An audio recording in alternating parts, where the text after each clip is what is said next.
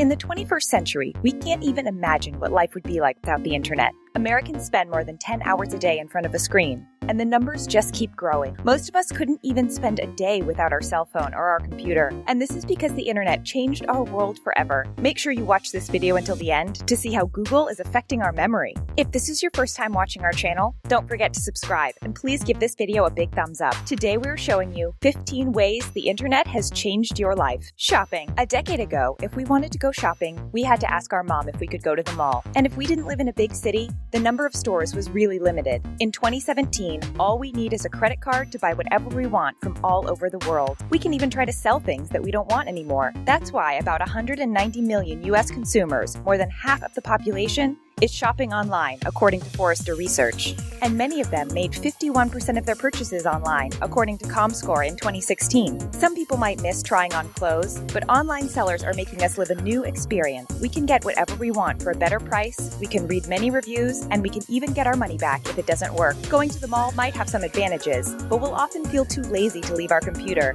And this is when online shopping becomes very handy. Dating. Back in the days, if you wanted to date someone, you had to ask them face-to-face. Or maybe you were a little too shy and decided to send them a love letter or ask your friend to talk to them. But nowadays, online dating is much easier, and that's also what makes it more complicated. According to eHarmony, 40% of Americans use online dating, and 20% of current committed relationships began online. However, it comes with some disadvantages, as 53% of people lie on their dating profile, 22% ask a friend to create it, and 48% of online relationships end through email. No matter what, we think that our favorite app is Tinder. It is really easy to tell someone you like them and to talk to them only if they like you too. But having so many choices can also have some disadvantages. When you can easily go on a date with anyone, you can sometimes forget what makes it so special. We have to admit that we sometimes miss the butterflies in our tummy taking a photo. 10 years ago, we had to bring a camera if we wanted to take pictures with our friends. Taking photos with our family was something special, and keeping them in a photo album makes it feel more precious. But now that everyone has a camera on their phones, and that we can easily share it with the world, we're not taking more pictures with our friends. We're taking more pictures of ourselves. There were almost 250 million selfies on Instagram in 2016, and Now Sourcing and Frames Direct estimated that the average millennial spent about an hour a week to take up to 25,700 selfies in their lifetimes. They also spend 7 minutes on average for each selfie, and the most popular are often just pictures of legs or someone's pretty face. Taking a picture is not about making memories anymore, it's about promoting ourselves. Sharing pictures with our friends on the internet isn't a bad thing. We just wish that people could do it in a less selfish way. Cooking. When we left our parents' home to live on our own, one of the first things we asked our mom is how to cook our favorite meal. And those who didn't have the chance to have a mother who liked spending time in the kitchen just had to turn to a cookbook. But now that everyone has access to thousands of recipes online, many of us think that we have everything it takes to become chefs. That's why 35% of people looked at a recipe online, and 15% viewed a cooking video. That's what makes the internet the most frequently used recipe resource for home cooks. We love our food so much that 29% of people snapped a photo of a dish they prepared. However, just because you have the information that you need doesn't mean that you have the skills. That's why many cooks feel really confident until they realize that they completely failed their recipe. Maybe we'll have to call mom to understand how to make a souffle. Exercising. We know that with television, computers, and smartphones came a more sedentary lifestyle. When we were young, we used to play outside, and the only way to see the world was to ride our bike through the city. But now that some people are lazier than ever, we also found a way to exercise on the internet. The best way to do it is by downloading an app on our smartphone or watching a video on the internet. That's why 58% of mobile users downloaded a health-related mobile app, according to Krebs and Duncan in 2015, and most of them use them at least daily. Some apps help us keep track of how many calories we are eating and spending, while others simply suggest many exercises we can try at home. This is how the internet made us less active, but this is also what might give us the chance to become healthier. After all, the internet simply gave us more freedom, and we can use it to do whatever we want. Watching TV. When we wanted to watch television, we needed to make sure that we were at the right time in the right place to see our favorite show. And then we had to wait one more week to see the following episode, and we just ended up watching boring things when there was nothing on TV. This is how streaming services changed everything. Now we can watch whatever we want, whenever we want, and wherever we want. In 2015, Netflix said that its members were streaming 42.5 billion hours worth of programming. Each individual subscriber spent 568 hours a year watching Netflix on average, which is equivalent to around 1 hour 23 minutes per day. We now have the freedom to do what we want, and the latest trend is binge watching the first 3 seasons of a show in 2 days. And while the internet gives everyone the chance to be heard, It is also part of the reason why some people are making less money. No matter what, the traditional television will have to change if they want to survive. Getting information. Our parents used to read the newspaper every morning to know what happened the day before, and now we just have to look on social media to know what happened seconds before, and sometimes live on Facebook. We might think that we are getting more information, but what if we were wrong? The research carried out by think tank Demos proved that Twitter users are far more likely to interact with people who think like them and see publications that match their views. It means that if you like a politician, you will most likely see posts in favor of this politician, and you will miss the information on why they might not be that good. This is what we call an echo chamber. But once again, the internet is not only the problem, but it can also be the solution. Stop getting information on social media and try to read many different newspapers instead. It is important to read about different points of view because you can't really know what you're talking about without all the information.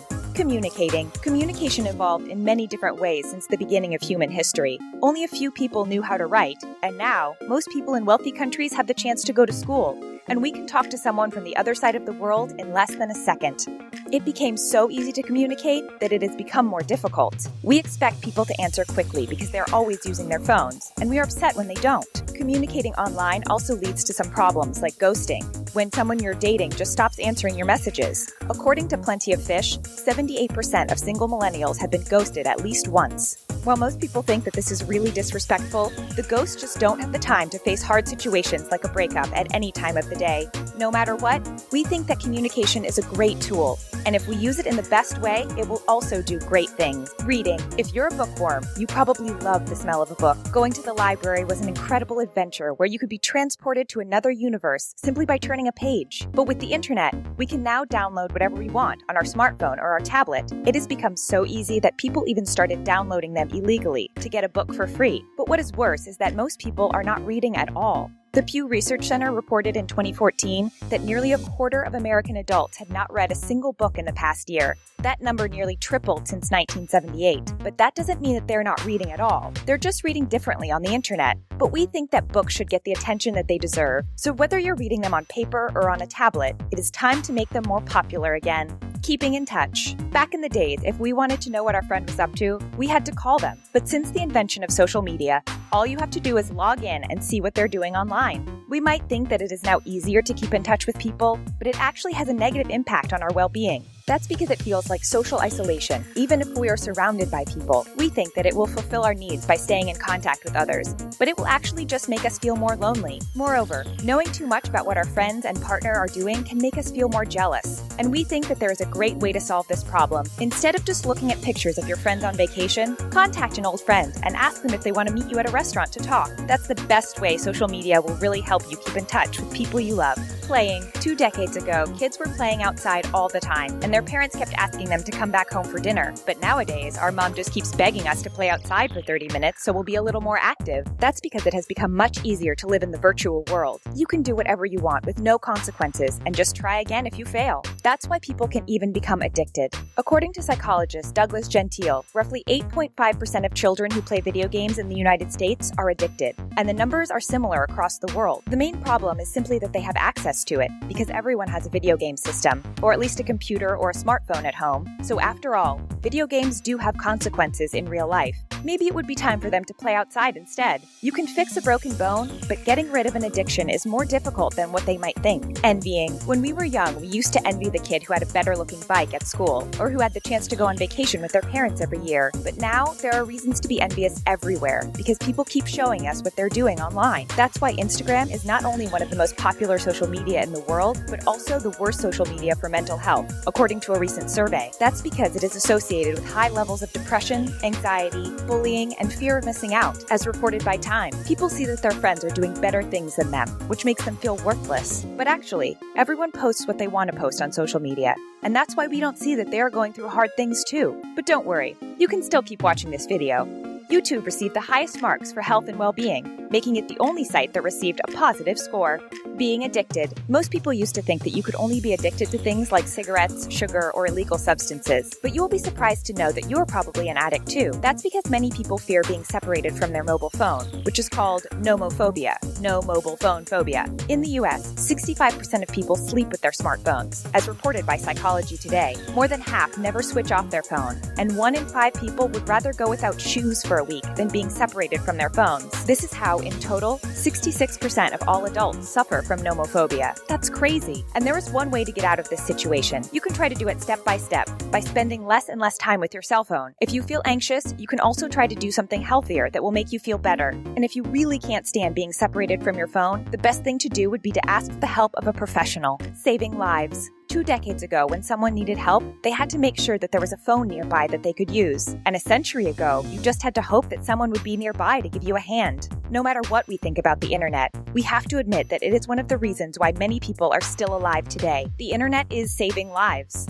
One of the most important hunger relief organizations, the World Food Program, even makes the internet a top priority when a disaster strikes. That's because they need to be able to communicate with people in order to help them. The United Nations even declared that internet access should be a human right. Even we can use it in many situations. Being able to call 911 on your smartphone or simply ask for help online has already saved many lives. And simply being able to get more information about our health is sometimes what makes people change their life for the better or ask for the help of a professional. So whether you like the internet or not, you will thank it for being there when you're in trouble. Researching. When we had a question, we had to go to the library and open an encyclopedia to try to find an answer. And we didn't always find it. It was mostly difficult when we had to work on homework at school. But now everything is easier because we just have to ask Google. We even turned it into a verb by saying that we are Googling something. That's how the internet became the external hard drive for our memories. This is why people don't recall the information itself when they're asking themselves a question, but recall instead for where to access it, according to Sparrow and Wegner in 2011. So having access to so much information is also what makes us a little less smart. Did the internet change your life in any other way? Don't be shy to tell us how in the comments down below. We love to know what you think. And that's it for 15 ways the internet has changed your life. For more stories like this, make sure you watch 10 Products You'll Never Buy Again, Knowing How They're Made. Thanks for watching.